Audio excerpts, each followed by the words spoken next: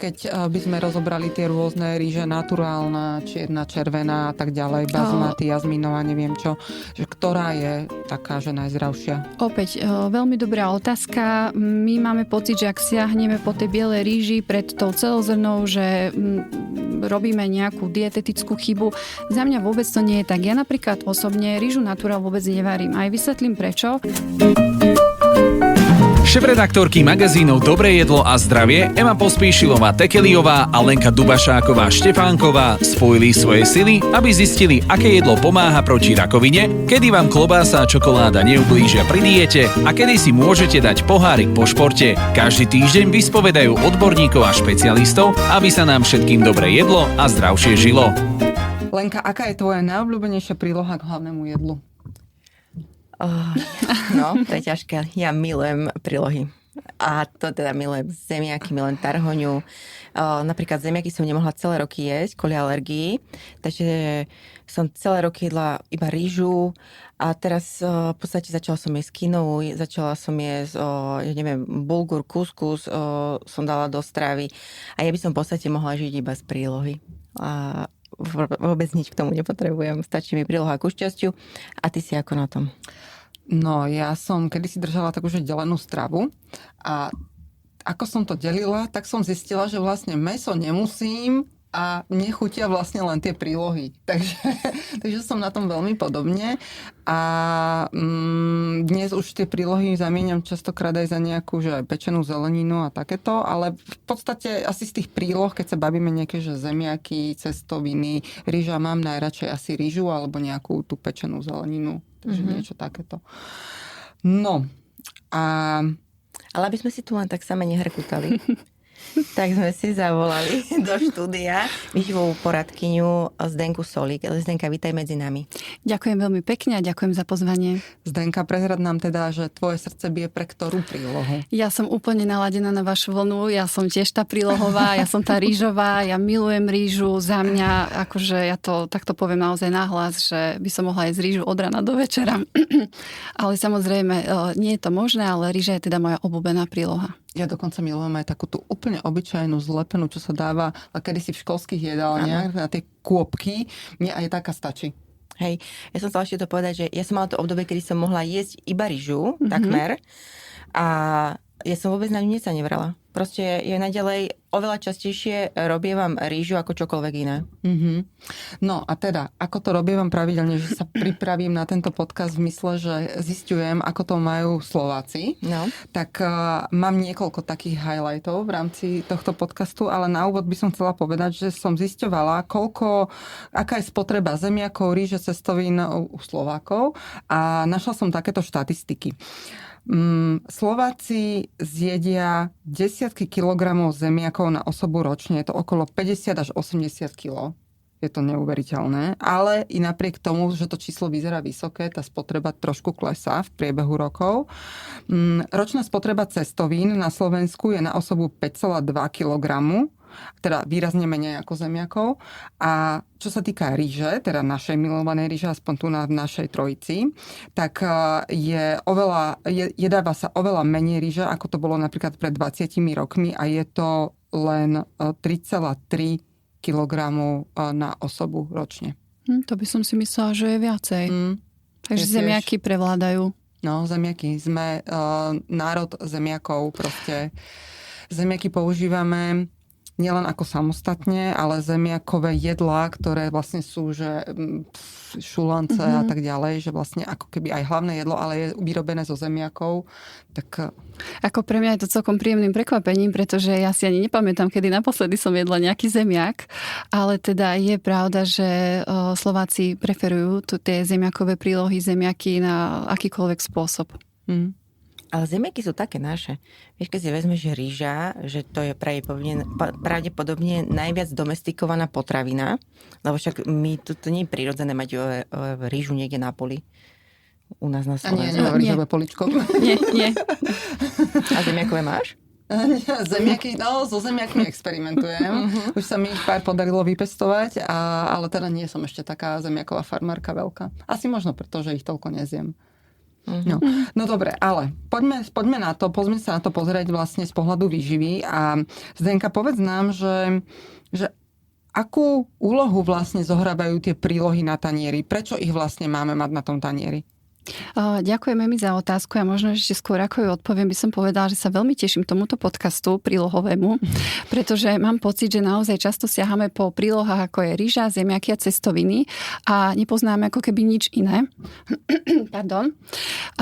Pritom máme tak veľké možnosti, že je to, až by som povedala, taká úplná škoda, že nezaraďujeme viacej príloh do toho nášho jedálnička a na ten náš tanier, takže som veľmi rada, že si dnes o tom povieme aj niečo viac. Hej, to si určite rozoberieme, že to nebude len podcast, aby ste sa nezlakli tí, ktorí nás počúvajú, že sa budeme baviť len o zemiakoch a ryži a cestovinách, ale máme v pláne rozobrať aj iné prílohy.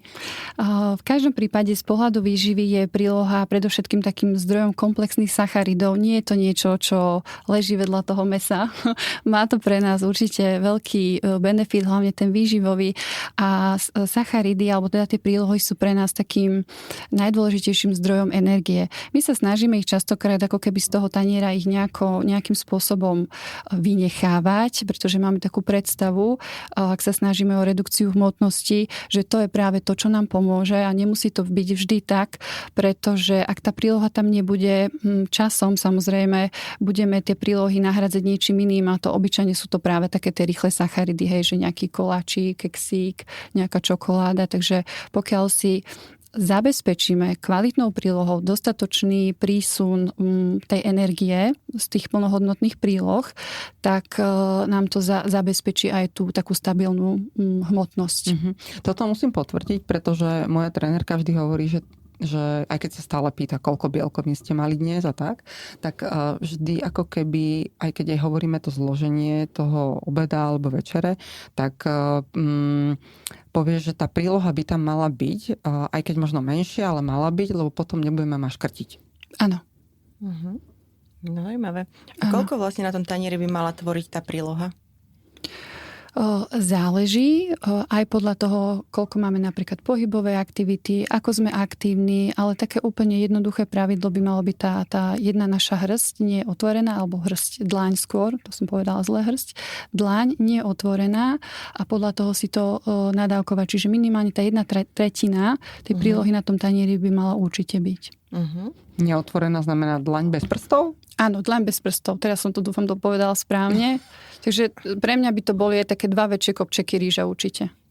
Nie, aj s prstami, ale zatvorenými. Zatvorenými, áno. Ja som to asi trochu poplietla, čiže dlaň so zatvorenými prstami. Tak. Celá plocha. Tak. Celá plocha, áno. To je celkom dosť. Áno, keď k tomu ešte pridáme aj to mäso, tie bielkoviny alebo zeleninku. A keď je taký kopček do výšky? Áno. Áno. My si môžeme popridávať, hej. My sme tie prílohové. Áno.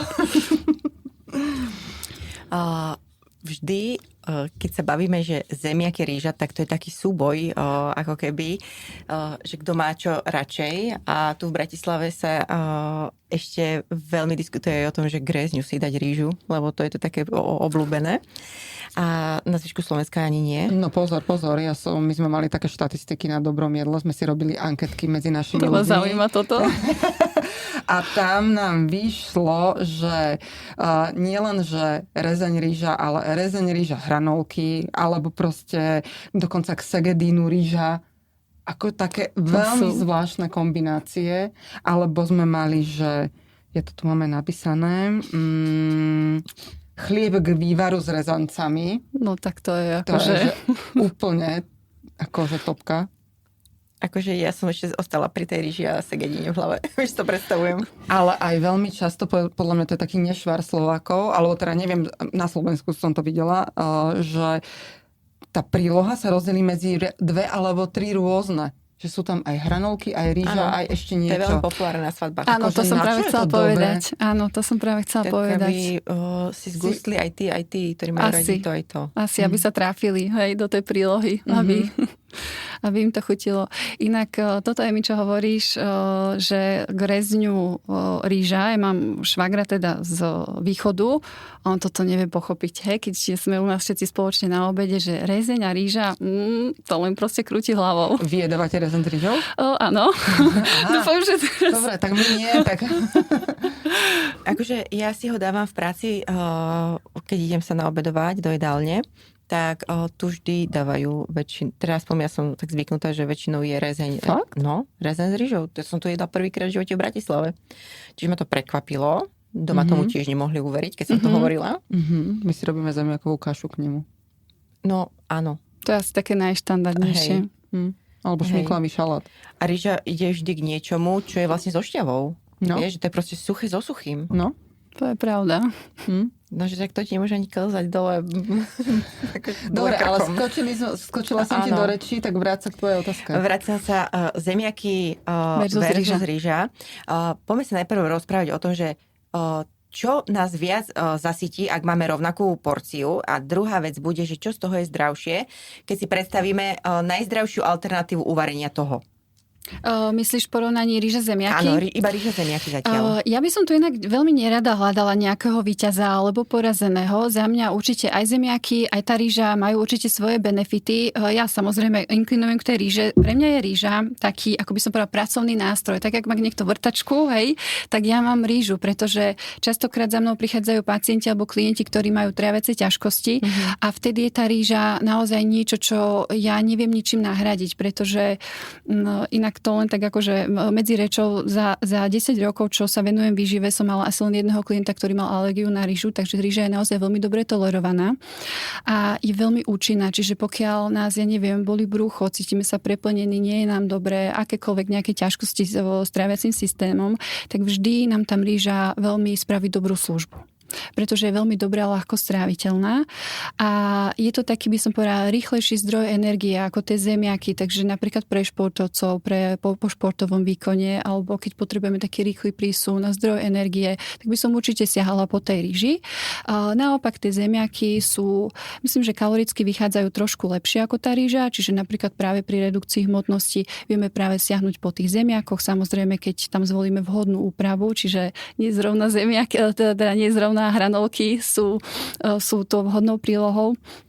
Takže tie zemiaky z pohľadu napríklad tých výživových hodnot vychádzajú trošku lepšie, majú viacej draslíka, majú viacej vitamínu C, teda zopakujem sa, ak sú správne pripravené, čiže ak ich varíme v šupke, tak majú naozaj, sú pre nás aj dobrým zdrojom vitamínu C a vieme ich pripraviť možno na viaceré spôsoby, čiže varené v šupke, pečené, vieme si z nich spraviť zemiakovú kašu, kdežto rýža, tam zostáva v podstate stále rýža, hej, tam veľa toho nevymyslíme. A ideálne za mňa striedať. To dneska určite nepočujete odo mňa posledný krát, takže striedať tie prílohy, aj tú rýžu, aj tie zemiaky a s ostatnými prílohami, o ktorých si ešte dnes určite povieme. Ale tak si stále myslím, že každý má tú svoju preferenciu, hej, že určite, ak má niekto rád viacej zemiaky, tak budú prevládať alebo prevažovať v tom jedálničku zemiaky. A ako nevidím na tom nič zlé, pretože na konci toho dňa aj zemiak, aj tá rýža, je to nespracovaná potravina. Dobre, ale keď sa pozrieme na to, že máme, povedzme si nejakú tú váhu tej prílohy, že koľko gramov by to malo byť asi? Keď sa bavíme o rýži napríklad, tak za mňa, takto poviem, že plus minus autobus od tých 120 do tých 150 gramov by to mohlo byť. Samozrejme záleží od toho, ak má človek vek, váhu, výšku a podobne, aký objem má tie pohybové aktivity. Ale v uvarenom stave tých 120 až 150 gramov tých zemiakov môže byť samozrejme trošku viacej, pretože tie zemiaky obsahujú viacej vody, takže z tých 150 až 180 gramov. Ale opäť záleží, ak je to chlap, ktorý má 1,80 m a ja neviem, má 95 kg, tak si kľudne môže dať tej prílohy aj trošku viacej. Dobre, a teraz keď sa bavíme, že máme 180 alebo 200 gramov zemiakov na tanieri a máme ich varené, máme ich pečené, máme ich ako kašu 250 gramov, alebo nedaj Bože hranolky, tak si povedzme nejaký rebríček. Asi logicky vieme teda, že čo je najzdravšie, ale povedzme to, že ktoré z tohoto sú najzdravšie a ktoré možno najmenej. Čo sa týka zemiakov, pretože pri tej ríži je to naozaj veľmi jednoduché, ako tam, ak nám zvýši nejako čas, môžeme sa porozprávať o tom, ako pripraviť tú rížu pri rôznych napríklad tráviacich ťažkostiach. Pri rôznych tráviacich ťažkostiach. A zemiaky sú najvhodnejšie, ak sú uvarené v šupke, pretože tam je ten obsah tých vitamínov relatívne veľmi stabilný, alebo teda najstabilnejší, ako napríklad, keď ich ošupeme, varíme ich vo vode, nakrájané na štvrťky. Čiže vlastne tie živiny, ktoré sú v tých zemiakoch obsiahnuté, sa nám uvoľnia do tej vody. My tú vodu zlejeme, tú vodu nepoužívame a tie zemiaky už nemajú tak vysokú výživovú hodnotu, ako keď ich varíme v šupke, pretože tá šupka ich pred stratou tých vitamínov chráni. Takže v prvom rade sú teda varené v šupke, môžu byť aj pečené zemiaky, ale opäť, ak je možné piec ich aj v šupke, majú trošku vyšší glykemický index, ale zase chuťovo sú pre nás také atraktívnejšie, pretože my máme radi, ak nám niečo chrumká, hej, za tými ušami, alebo teda ak to počujem, ak nám to chrumká, takže opäť vieme ich striedať. A čo taká kaša? Kaša, tam možno by som len upriamila tú pozornosť na to, že do tej kaše častokrát pridávame mlieko, smotanu, maslo a ak sa snaží niekto o redukciu hmotnosti, tak potrebujeme prihľadať aj na to, že má vyššiu kalorickú hodnotu tá kaša, ale zase je chuťovo atraktívna, pretože ten tuk nám vlastne pomáha zlepšovať chuť tej kaše alebo celkovo toho jedla. Dobre, hranolky vieme, že tie sú asi na poslednom mieste, ale čo také, teraz sú populárne tie fritézy bez masti, jak sa to volá, s horúcim vzduchom, niečo také. Tak také vlastne to sú niečo ako pečené, alebo... Ja si myslím, že by to kľudne mohlo byť. Ja si myslím, že by to kľudne mohlo byť. A áno, presne ako hovoríš, mám pocit, že je to teraz taký boom, že ľudia to používajú, ale za mňa to vnímam ako niečo, čo je veľmi výhodné, pretože pamätám si čas, kedy aj naši kupovali samozrejme fritézu, kde to všetko ako vysmažali, vyprážali a teraz už prišli s tým, mamina prišla s tým, že teda by si takúto fritézu kúpila. Hovorím, dobre mami, schvaľujem. A ešte potom posledná zemiaková otázka. Áno. A dávam slovo Lenke. K ríži. Áno, ty budeš mať rížové solo. že ešte sú teraz populárne sladké zemiaky. Tak porovnajme tie klasické zemiaky so sladkými zemiakmi. Ja mám veľmi obľúbené tie sladké zemiaky. Nemôžem ani povedať, že by to bola nejaká náhrada tých klasických zemiakov. Skôr je to taká nejaká alternatíva k tým klasickým zemiakom. Majú vyšší obsah beta-karoténu a výživovo zase nie sú nejako diametrálne odlišné. Za mňa sú skôr takým spestrením toho jedálnička, ale čo si všímam u viacerých klientov je to, že im príliš nechutia, pretože sú veľmi sladké. Takže pre poslucháčov, divákov odporúčam skôr pre tých, ktorí majú naozaj radi sladkú chuť tých príloh. A oni majú väčší glykemický index? To teraz nie som si úplne istá. Myslím, že bude asi nejaký porovnateľný, čiže ale ak ich uvaríme, rozmixujeme, ten glykemický index bude určite vyšší, čiže opäť môžeme si ich možno, aj síce aj tie pečené sú také, že... Ale zase nemôžeme sa pozrieť len na ten jeden faktor. Hej? Stále je to prírodzená potravina, tak to by som to povedala. Za mňa niekedy tá prírodzená potravina vyhráva nad tým glykemickým indexom, pretože my ho vieme znížiť. Ak tú prílohu správne servírujeme, to znamená, že ak tam pridáme tuk, ak tam pridáme nejakú zeleninu navyše, ak tam pridáme bielkovinu, tak to bude veľmi všetko pekne vyvážené. A tieto sladké zemiaky treba tiež variť v šupke? To som popravde ešte neskúšala. Varila som ich s pšenom a som to rozmixovala na kašu. Aké to bolo? Výborné. Môj muž si nepochutil, ale za mňa výborné. ale ja keď ich pečiem, tak ich pečiem so šupkou. Áno. Okay. No jasné. Ale oni sa aj celé pečú. Ale nakrájané. No aj nakrájané, aj celé. Oni sa aj celé pečú, lebo oni potom tá šupka to drží, to vnútro trošku tak Vraskavie? Nie, to vnútro práve, že sa tak ako keby skašovatie. Áno, že úplne tak zmäkne. Áno, ale tá držka, šupka to drží pekne. A vlastne ešte sa zvykne, že potom si do toho dáš, ja neviem, nejakú plnku, že si tam dáš nejaký sír, presne, nejakú strukovinu uvarenú, niečo ešte k tomu a to ešte dáš trošku zapiec a dokopy je to taká dobrá nemoká. Teraz vlastne, keď to teraz spomína Žemka, tak mi napadá, že alebo teda myslím na to, že keď zeleninu čistím, ja ju nešúpem, neškrapkám, napríklad mrkvu, petržlen a tak ďalej, iba ju očistím kevkou na zeleninu a toto isté by vlastne mohlo byť aj s tými batatmi. Si ušetríme robotu. Hej, zvyknem tie špice, tie kraje odrezať, tie bývajú také, že špinavé, ale inak... Vyskúšam aj ja. No dobré, dievčatá. Zdenka, ja som našla na internete vyhlásenie, že rýža je prázdna sacharidová bomba. Absolútne nesúhlasím.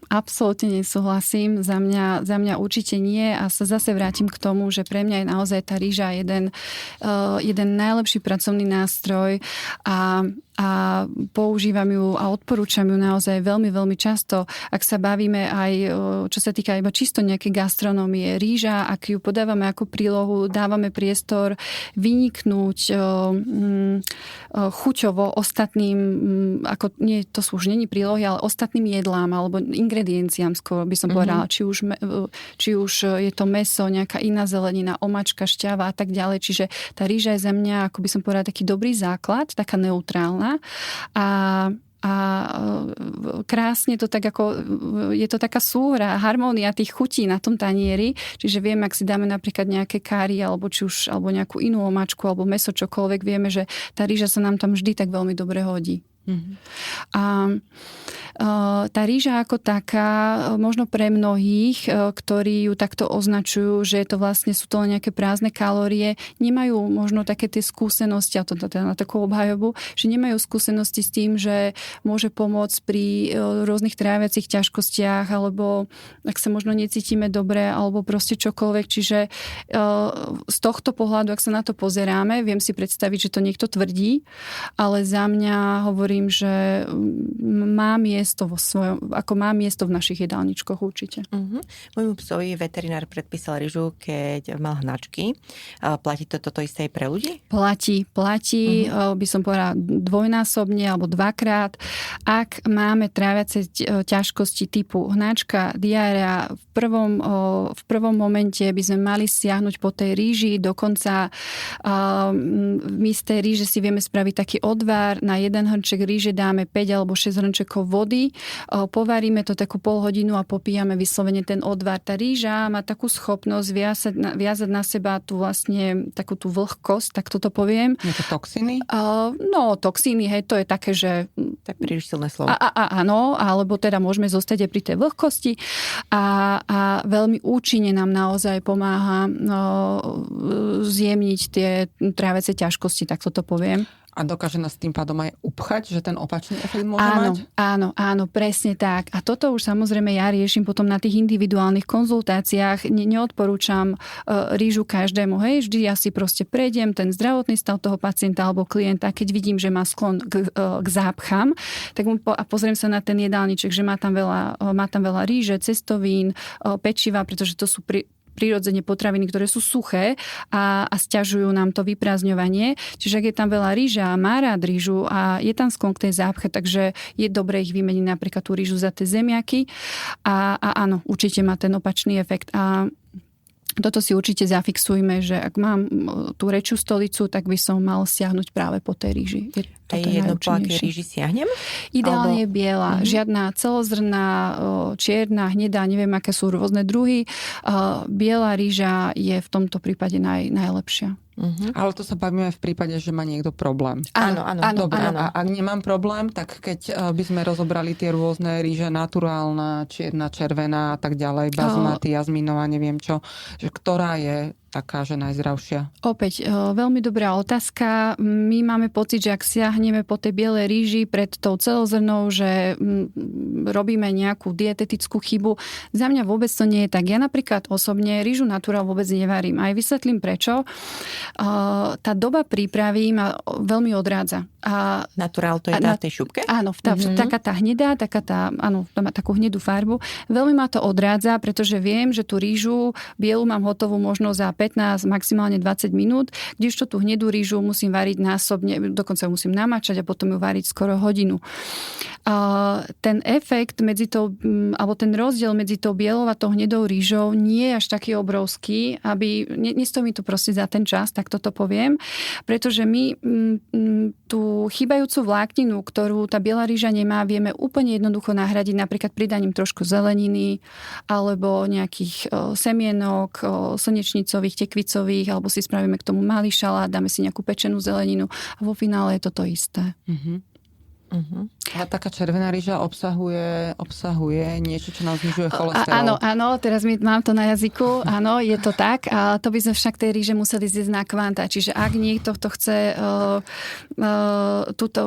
ak niekto chce konzumovať túto rýžu, aby si znížil ten cholesterol, je ideálne už potom siahnuť po nejakom výživovom doplnku. Hej, cieľene, pretože to by tú rýžu musel stále rozmýšľam nad tým slovom, ale to by tú rýžu musel... obedovať, večerať. Presne tak. A to samozrejme nie je možné, ale určite v rámci tej pestrosti ja veľmi odporúčam tú rýžu naturál. Naozaj, ak to niekto má rád, tak určite robí dobre pre svoje zdravie. Nevidím tam žiadny problém. Čiže aj tá rýža naturál, tá čierna rýža je určite za mňa celkovo všetky také tie tmavé čierne potraviny sú násobne výživnejšie ako tie bledule, tak toto poviem.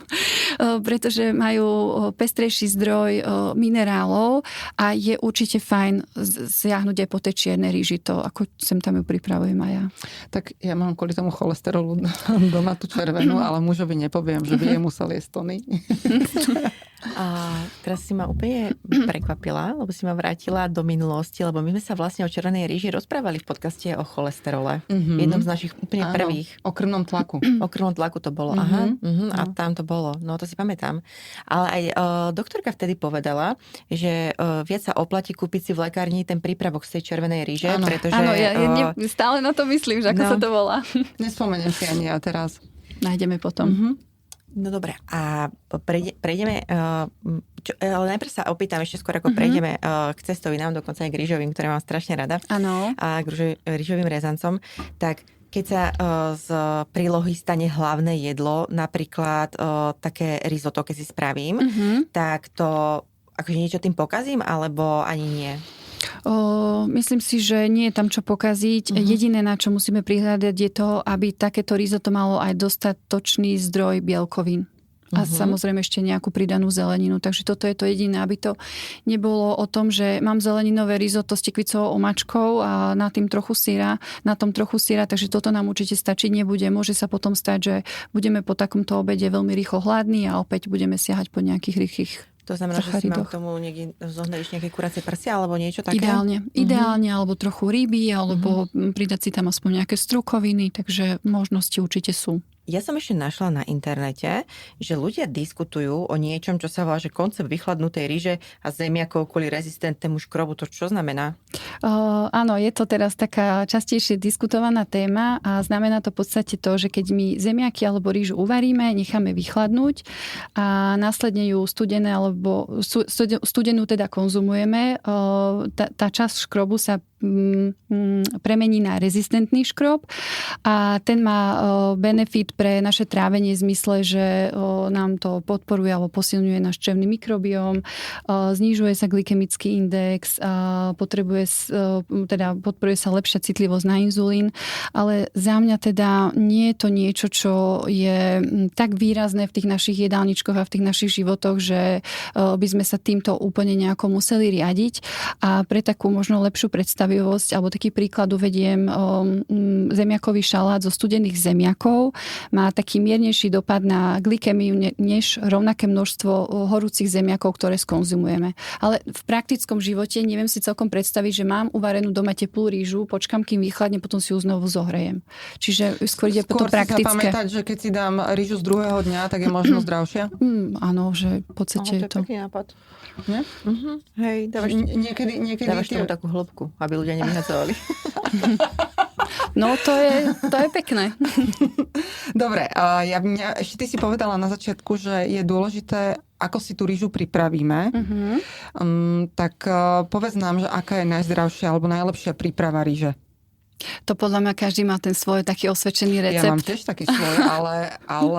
Ja vám poviem, ako varím rýžu. Ja neviem teda, že či je to úplne že najsprávnejšie, ale za mňa je to rozhodne najrýchlejšie. V podstate rýžu prepláchnem 2-krát, alebo možno aj niekedy 3-krát v studenej vode, dám ju do hrnca, nepoužívam teda žiadny olej, ani ju nejako nepredpražím. A dám tam len kvapku oleja, štipku soli, privediem k váru a potom nechám dojsť. Takto obyčajne varím nejakú bazmati alebo jazminovú rýžu. Pridávam tam aj klínčeky, niekedy 2. Ja to robím veľmi podobne a mňa svokra naučila, že vlastne dám tam jednu cibulu a do nej napícham tie klínčeky.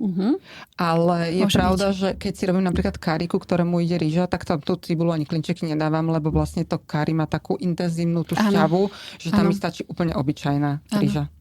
No. A ja som ešte čítala, že keď sa varia zemiaky a rýža, takže treba... Nie, zvlášť, že tak treba vlastne tú penu z vrchu odstraňovať. To je pravda? Môže byť, áno. Ale to je vlastne škrob? No ale pri tej rýži je dobré, aby bola prikrytá a varila sa na veľmi miernom ohni. OK. Takže... Skôr pri tých zemiakoch. A hlavne v strukovinách. Tie robia áno, takú to je penu, samostatná, ktorú treba odoberať. To možno, že o tom spravíme ďalší podcast o strukovinách. No dobre, tak poďme na cestoviny. Ktoré cestoviny si robívaš ty? Ja sa ako prílohu myslíš? Prepáč. Áno, ako prílohu. A k akému jedlu? Ja sa musím priznať, že cestoviny varím naozaj veľmi málo, ale s čím sa veľmi často stretávam u mojich klientov je to, že oni veľmi, tak to poviem, riešia tie cestoviny, pretože ich mali najčastejšie v jedálničku každý deň. A tam zase narazíme na to, že ak budeme preferovať tú istú prílohu, tak ideme na úkor ostatných príloh alebo na úkor ostatných potravín. Takže asi by nasledovala možno taká ďalšia otázka, že ktoré cestoviny sú najzdravšie alebo také najvýhodnejšie pre nás. Nemusíme zanevrieť na biele cestoviny. Opäť majú svoju úlohu v tých našich jedálničkoch. Ak nás potrápia nejaké tráviace ťažkosti, tak by som práve siahla po tých bielých cestovinách z pšenice, pretože sú relatívne veľmi dobré a ľahko stráviteľné. A cestoviny ako napríklad, ja neviem, strukovinové, hrachové, šošovicové, no mám teraz ich naozaj veľmi, veľmi veľa druhov, majú trochu vyššiu výživovú hodnotu. Dajme tomu, že majú viacej bielkovín, majú viacej vlákniny a ako majú svoje miesto v jedálničkoch, vieme ich prestriedať a pre porovnanie tie biele napríklad cestoviny, teda z tej bielej múky alebo strukovinové, tie biele cestoviny vieme o tú vlákninu obohatiť, čiže vieme tam pridať tú zeleninu, vieme tam pridať si nejaký malý listový šalát, čiže je to primárne o tom, alebo to hlavne o tom, ako tie cestoviny potom skombinujeme a s čím. A čo potom také tie strukovinové cestoviny, čo sú teraz populárne, že keby som si tie dala ako tú prílohu, môže byť. To myslíš, že tých 200, alebo teda vlastne cestoviny sme nehovorili, koľko gramov cestovín je tak... Myslím, že okolo tých 200, okolo tých 200 gramov. Dobre, okolo takže tých 200 gramov. Keď sa bavíme, že 200 gramov cestovín je príloha v rámci nejakého štandardného jedla, kde je mäsko aj nejaká zelenina, tak keď tie cestoviny biele nahradím strukovinovými, není to už potom príliš veľa, lebo oni sú dosť také sítiace, keďže je to vlastne mletá strukovinová múka. A tých bielkovín tam si myslím, že bude aj tak stále málo. Oni síce idú do toho objemu, že nás zasytia, ale čo sa týka tej bielkovinovej zložky, je tam stále málo tých bielkovín. Možno, ak si to chceme takto vyskladať, že si chceme dať tie strukovinové cestoviny, že dáme tomu so zeleninovou omáčkou, tak by bolo vhodné prihliadnúť možno potom na tú večeru, aby som tam mala dostatočné množstvo tých bielkovín, čiže dať si nejaké mäso, rybu, alebo možno práve ešte k tým cestovinám dať si nejaký dressing z bieleho jogurtu, dajme tomu. Trošku navýšiť ešte tie bielkoviny. Ale tá šošovica predsa obsahuje bielkoviny. Áno, len nevýhoda trošku tých strukovín je v tom, že tie bielkoviny alebo tie esenciálne aminokyseliny tam nie sú úplne všetky a nie je to úplne taký kompletný zdroj tých bielkovín. Samozrejme, ale patria do jedálnička. Chcem práve, že povzbudiť aj poslucháčov, divákov, aby zaraďovali viacej tých strukovín do jedálnička, takže majú svoje miesto. A tie rýžové rezance, oni majú také isté benefity ako tá rýža? V podstate áno. Sú len trošku inak spracované, takže, ale dajú sa určite využiť v tých našich jedálničkoch. Veľmi dobre sa kombinujú, ja ich tiež mám veľmi rada, často ich používam. Ale teraz prejdeme k takým už ďalším. Zdravším? Výživnejším? Neviem, či zdravším, lebo som chcela na knedlu, čo sa hovorí ten knedla. To nie. Slovenským. Dopriať si raz za čas. Ja nemám vôbec nejaký problém s pečivom, s bielým pečivom, biele cestoviny, biela knedla. Ľudia to majú radi, majú, ako vyslovene by som povedala, že vyhľadávajú to v tých jedálničkoch. Nevidím v tom problém. Problém nastáva vtedy, ak tieto potraviny alebo teda takéto prílohy konzumujeme príliš často. Takže toto ja vnímam ako tak, ak to tak môžem povedať, taký jediný problém. Ak si dáme tú jednu knedlu rád, ja neviem, v nedeľu na obed, raz za týždeň, prečo by sme to mali riešiť? V podstate nie jednu. Tak jednu, alebo že jeden, áno, tú prílohu. Lebo väčšinou aj v jedálni ti naložia asi 6. A to si neviem predstaviť, že kto to zje, úplne taká jedlová hmla. A ako hodnotíš bulgur, kuskus a proste takéto tie veci, ktoré sa tu tak vyrojili zrazu? No, toto je zaujímavá otázka, pretože oni tu neboli akože zrazu, oni sa nevynorili, oni tu už dávno boli predtým a si myslím, že teraz sa len tak akože vracajú do tých našich jedálničkov. Začala by som možno, že práve takým ako polenta, pohánka, amarant napríklad, láskavec je teda aj označovaný. Oni tu boli už dávno predtým. Ja si pamätám, že moja stará mama varila, že polantovú kašu, prosnú kašu, pohánkovú kašu. A my sme ako keby tak náhodou objavili tie ich benefity a teraz sa tak prezentujú, že sú veľmi teda výživné, že by sme ich mali zaradiť do jedálnička, ale teda oni tu už boli dávno predtým. Ale ja sa teším. Ja sa tomu naozaj veľmi teším.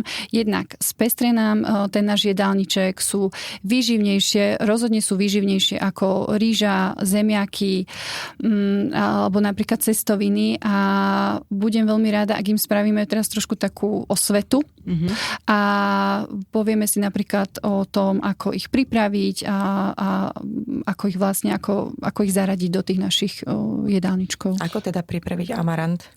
Amarant, vidím Leni, že to ťa zaujalo. Amarant má veľmi špecifickú chuť. Má vyslovene výraznú zemitú chuť a ak by sme si ju pripravili samostatne ako rýžu, tak som si viac ako istá, že veľmi málo ľudí ju skonzumuje. Čo však my môžeme urobiť, to je taký dobrý tip. Keď varíme rýžu, tak k tej rýži vieme pridať napríklad polievkovú lyžicu toho amarantu. Ten amarant je naozaj veľmi, veľmi výživný, veľmi odporúčam pre starších ľudí, seniorov, športovcov, pre malé deti. A vlastne tak, ako sme si rozprávali o tom, že tá rýža má tú výživovú hodnotu naozaj veľmi slabú, tak práve pridaním toho amarantu my vieme trošku zvýšiť tú výživovú hodnotu tej rýže. A stráti sa tam tá chuť. Čo to znamená, že má zemitú chuť, že chuť je hlina? Áno, niečo podobné ako cvikla napríklad. Áno, ale áno, naozaj, áno. No a keď si povieme teda, že ja neviem, jačmenné krupy, pohánka, hovoríš amarant, kinov sme ešte nespomenuli, bulgur. V rámci týchto zdravších alternatív ríže a zemiakov vieme ich ešte nejak rozdeliť, že tieto sú ešte výživnejšie, tieto menej, že urobme si možno nejaký rebríček. Dobre. Hľadáme najzdravšiu prílohu na svete? Dobre. Za mňa určite jedna z najzdravších je quinoa. Takže najzdravšia, alebo teda prečo zaraďujeme alebo označujeme jednu z najzdravších je to, že má komplexný alebo kompletný profil esenciálnych aminokyselín. To sú také základné stavebné jednotky bielkovín a quinoa ich má teda všetky, čo je skôr výnimočné u tých rastlín silných potravín. A opäť, možno ak by sme si tú kinovú spravili samostatne ako prílohu, veľmi nám chutiť nebude, takže my ju vieme veľmi pekne nakombinovať s tou rýžou. Čiže dáme si 80% rýže a do toho 20% kinoj. Alebo napríklad, ak si varíme nejakú zeleninovú polievku, tak len tú kinovú tam prihodíme. Že naozaj hľadajme tie možnosti, ako nenápadne tam tieto prílohy pridávať. A tých, medzi ešte také tie najvýživnejšie určite patrí aj ten spomínaný amarant, patrí tam pohánka napríklad, polenta, čo je teda nejaká kukuričná kaša. Určite sú tam aj krúpy, máme tam kuskus, neviem ešte, čo tak rýchlo mi napadá, slovenská rýža. Bulgur, áno. Nie je teraz možno ani také rozhodujúce, že ktorá z tých príloh je najvýživnejšia a najzdravšia. Za mňa najlepšie je tieto prílohy striedať ich naozaj. Keď hovoríš, že tak nenapadne napríklad k rýži primiešať amarant, tak možno, že by stačilo, keď dávajú tie rýžu hranolky, tie kopčeky, že namiesto hranoliek dajú kopček niečoho zdravšieho. Áno. Ja som začala teda aj dávať kinou a mám ju veľmi rada. A moja kamarátka mi hovorila, že ona ju proste raz skúšala, ale že bola proste horká, hnusná a že vlastne ju už viac nechce robiť. A som vlastne hovorila, že kinou musíš premiť horúcou vodou, aby vlastne tá horkosť odtiaľ odišla. Aj tie ostatné, tieto starodávne, čo sme novodobo objavené. Tam sú tiež ešte nejaké také akože kulehy, ktoré tam môžu číhať na spotrebiteľa. Pachute? No, akože, alebo že niečo, že tam existuje. Napríklad, že ten amarant, ja neviem čo, musíš 3-krát sa prežehnať pri ňom. To akurát tak si zapriať dobrú chuť. Lenka, teraz keď spomínaš tú horkú chuť, nie som si úplne istá, či je to pri tej kinoji, ale samozrejme môže sa stať, že to bola nejaká odroda. To premývanie platí primárne pri pšene. Pšeno je olúpané proso a pšeno naozaj má výrazne horkú a zemitú chuť, pokiaľ sa vyslovene až takú pachuť, pokiaľ sa neprepláchne. Takže to pšeno musíme najskôr pred použitím 2-krát prepláchnuť v studenej vode a raz v horúcej, inak by bolo horké. A toto práve veľmi ľudí odrádza, ak si tú prílohu alebo to pšeno nespravia správne, neuvaria správne alebo nepripravia a nechutí im to, čo ja úplne tomu chápem. Takže dobrá správa ale je, že jedine pšeno je takéto špecifické a ostatné prílohy v podstate sa varia ako rýža. Na kinoje to mám napísané, že ju treba v horúcej vode. Môže byť. Napríklad ja teda akože, aby som obhajila kinov, mne chutí ako mak. Kinov. Ja tam cítim takú makovú dochuť. To je zvláštne, lebo ja tam cítim orechy. Tak každý to svoje. Každý to svoje. To je dobré. Ale quinoa má 3 farby. Zasa tá čím tmavšia, tak tým je zdravšia? Áno, mohli by sme to takto povedať. To je v podstate ako pri ovoci, že čučoriedky, alebo teda ovoci, ktoré má výrazné farby, má veľmi veľa antioxidantov. A čo také krupy? Čo s nimi? Pripraviť... Tiež uvariť v slanej vode?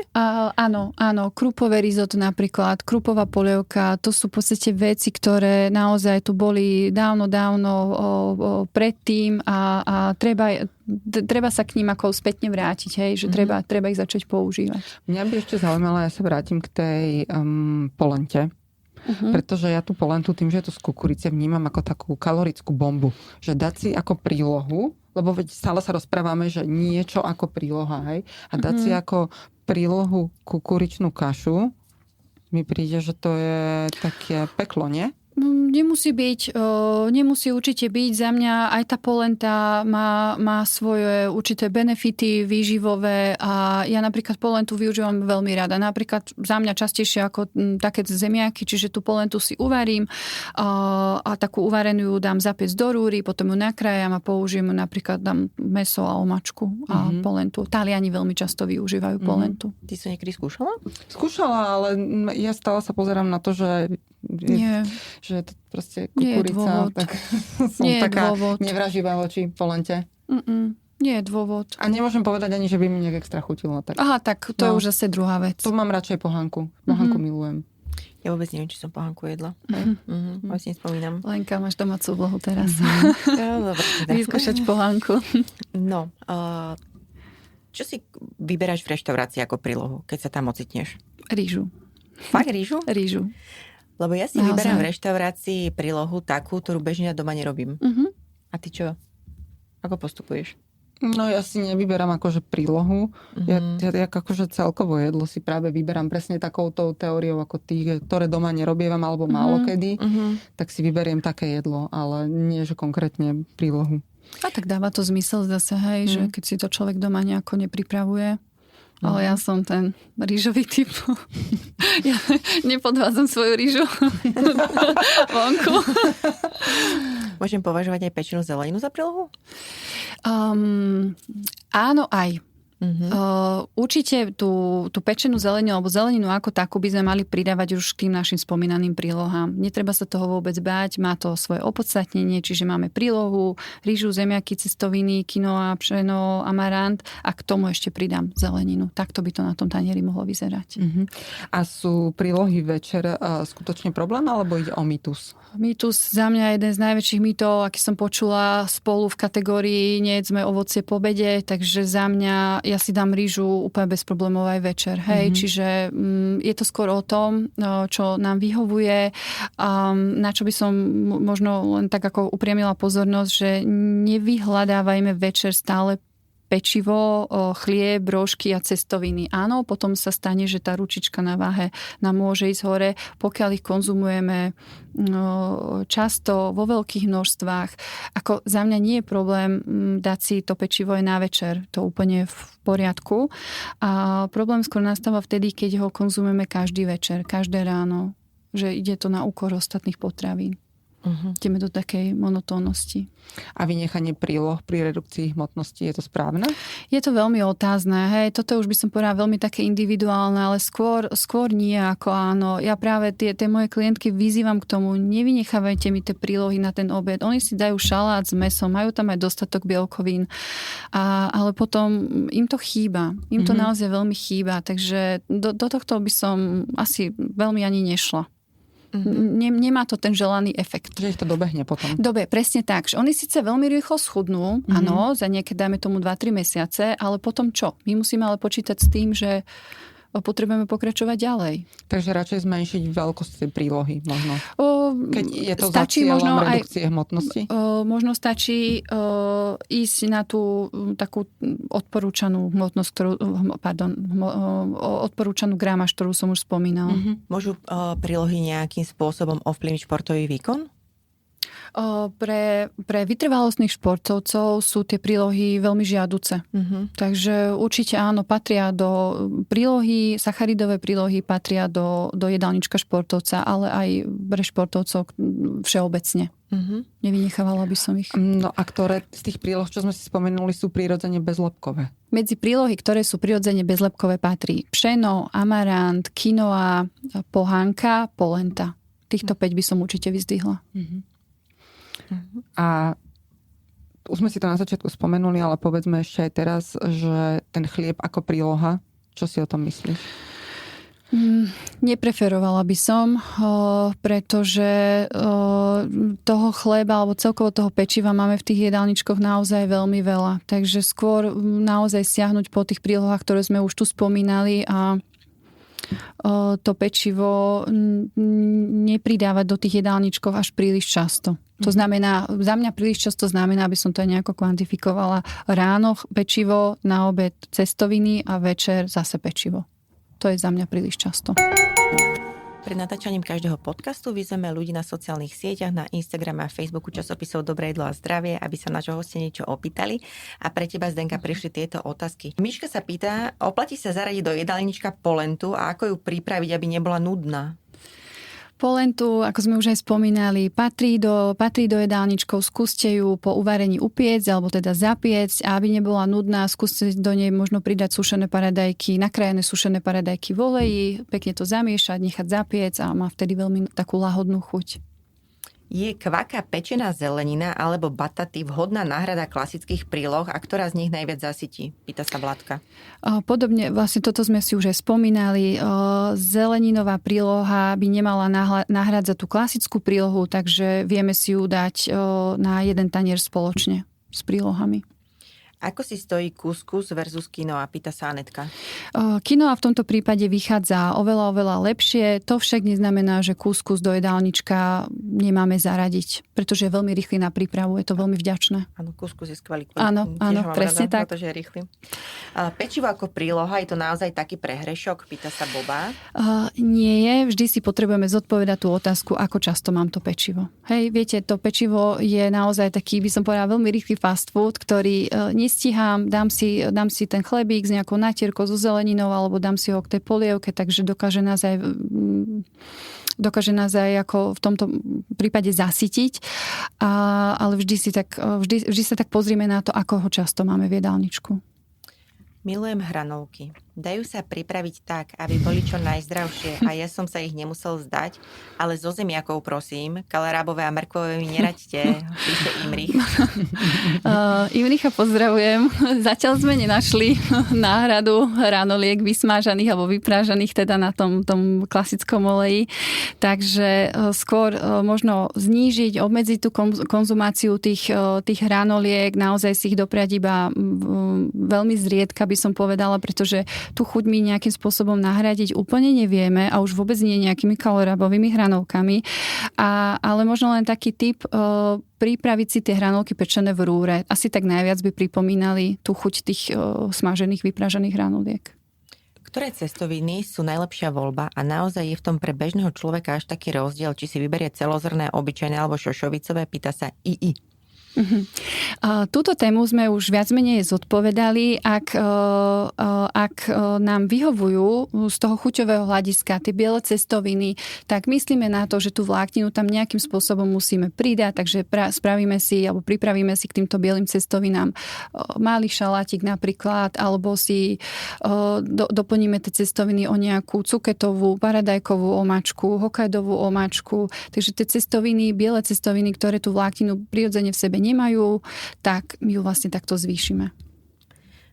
Roman nám napísal, aj biela rýža, obyčajné zemiaky alebo biely roštek majú v istých prípadoch svoj význam, najmä pri tráviacich problémoch ako hnačka. Prosím, Zdenka, potvrdí to. To sme si dneska už potvrdili. Potvrdzujem niekoľkokrát a majú svoje miesto. Mám pocit, že ma dokážu zasytiť iba prílohy a vôbec neviem zostaviť svoj tanier tak, aby som nebol hladný, ak si ich dám menej. Mám to len v hlave? Pýta sa Lukáš. Lukášovi by som odporúčala prílohy kombinovať s kvalitnými bielkovinami, tukmi a možno je taký ten viac sacharidový typ, ktorého naozaj zasytia práve takéto prílohy. Podľa mňa skvelý podcast. Áno. Podľa mňa sme túto tému úplne parádne rozobrali. Áno. Aj keď si myslím, že asi sa všetci prikláňame stále k týmu rýža. Či? Či ty si na vaškách? Nie, akože teraz neviem, lebo ja mám všetko rada. Vieš, akože nemôžem povedať, že mám... Si tým knedla? Nie som tým knedla, ale keby mi dáš knedlu, tak si dám k nej segedín a nedám si k nej rýžu. Ako tí vaši čitatelia z dobrého jedla. A čo si dneska odniesla z dnešného podcastu? Ja som si potvrdila, že quinoa je veľmi zdravá. Budem ju robiť častejšie, lebo je pravda, že ju nepripravujem veľmi pravidelne. A utvrdila som sa v tom, že rýža je dobrá, takže to budem pokračovať aj v tej červenej. A teda polenta ma nepresvedčila. Aj mňa tá polenta nepresvedčila, ale ja napríklad budem viac variť zemiaky v šupke. Lebo aj tak sa mi ich nechce vopred šúpať a Michala lenivosť. Hej. Zdenka, mám strašne rada to, že ty prichádzaš s takými rýchlymi, jednoduchými riešeniami. Presne tak. A veľmi pekne ďakujeme, že si prišla k nám do podcastu. Ďačne. A verím, že sme poslucháčov inšpirovali k tomu, aby si pripravili možno aj niečo iné na ten obed, aby niečo vyskúšali a verím, že im to bude chutiť. Že tam je tá pestrosť. Áno, presne tak, to je rozhodujúce. Ďakujeme, že si prišla. Ďakujem. Šéfredaktorky magazínov Dobré jedlo a zdravie Ema Pospíšilová Tekeliová a Lenka Dubašáková Štefánková spojili svoje sily, aby zistili, aké jedlo pomáha proti rakovine, kedy vám klobása a čokoláda neublížia pri diete a kedy si môžete dať pohárik po športe. Každý týždeň vyspovedajú odborníkov a špecialistov, aby sa nám všetkým dobre jedlo a zdravšie žilo.